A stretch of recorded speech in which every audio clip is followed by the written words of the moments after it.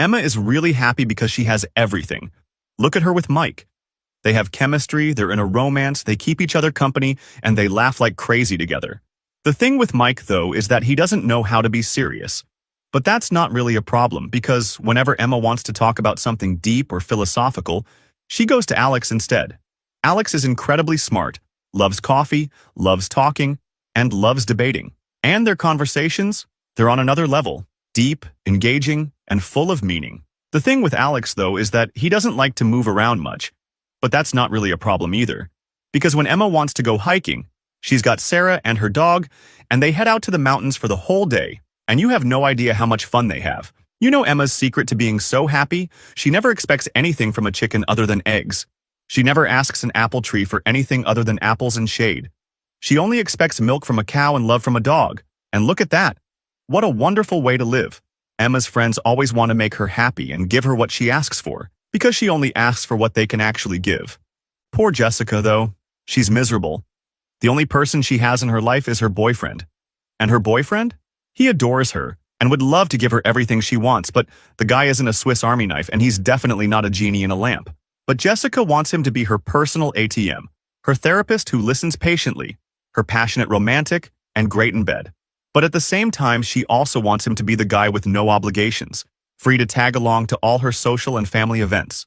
She likes that he's protective, but she also wishes he were more sensitive. She wants to get everything she needs from just one person. And the problem is, no one person can give you everything you need. Some people are generous with money but stingy with their time. Others will give you their whole afternoon but can't keep a secret. Some are always late, but they have infinite patience. You're going to save yourself a lot of frustration and be so much happier when, like Emma, you learn to ask people for what they can actually give and stop expecting things they simply can't. I wish I had read How to Win Friends and Influence People sooner. That book lays it all out so simply. How to be respected and well-liked without manipulation. You're not Download at an it for age where free falling right now. in love In makes this video sense on my anymore. profile, The I'll show you expectations how. you have about love are childish and ridiculous.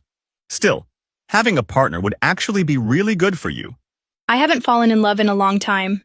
You haven't fallen in love in a long time because you're not at the age to fall in love anymore. Falling in love is a game for young people. What do you mean? Well, yeah, there's a reason why when you were a teenager or in your 20s, you fell in love every 5 minutes.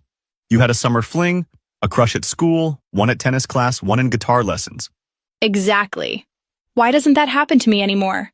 Falling in love made me so happy. And that's the problem. The expectations you have about love are ridiculous. The purpose of a relationship isn't to make you happy. In fact, you're never going to find someone who completes you or makes you happy.